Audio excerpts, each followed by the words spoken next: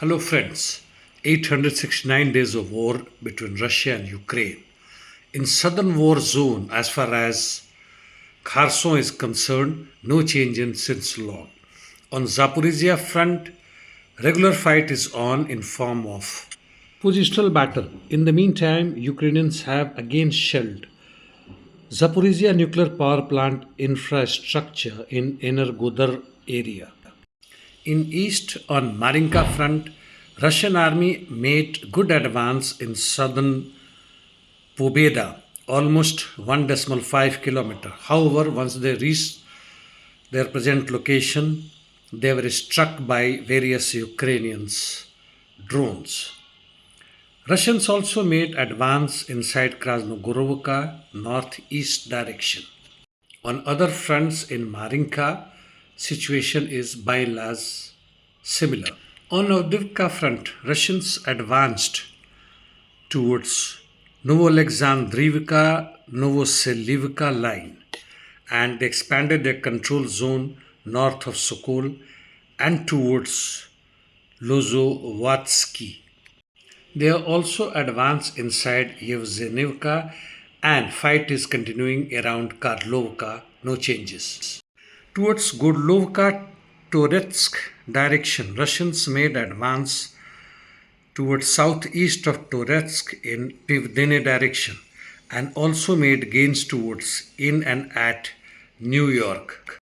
Bakhmut Chasiv Yar, the Russians' offensive operation continuing in east of Chasiv Yar and northeast of it. As far as southern flank is concerned, no changes in Klishivka, however, they are making some gains in Andriivka direction.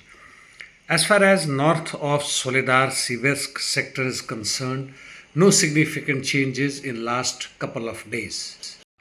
Northeast Ukraine, in Liman-Kremina direction, Russians made small gains towards northwest of Kremina as per ISW.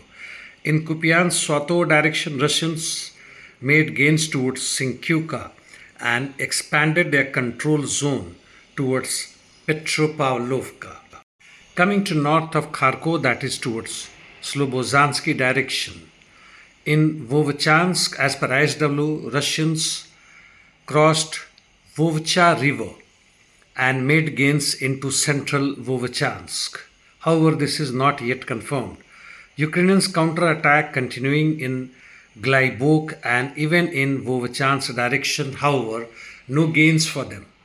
Interdiction missions, Russians carried out attacks on Ukrainian targets in Kiev, Odessa airport, and Ukrainians in turn carried out attacks in Belgorod, Voronezh, and other parts, including Rostov in Russia. Palestine Israel Middle East in North Gaza. Fight is on in several areas. No significant changes in central as well as in southern Gaza. Houthis carried out many attacks on ships in Red Sea, while Hezbollah Secretary General Hassan Nasrallah projected strength and highlighted IDF weakness during 10 July speech. This is probably to ensure that IDF thinks twice before attacking Hezbollah land, and crossfire between the two armies continuing as before.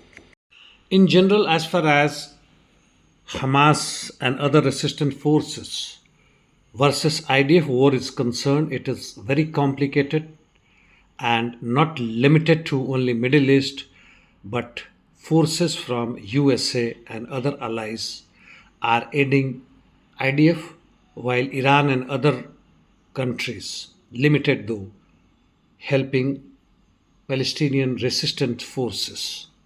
Russian-Ukrainian war is not different, but in fact more complicated, where NATO is likely to intervene indirectly, which is already being done, but on the scale that it will be visible to everyone. However, they will not declare war in near future.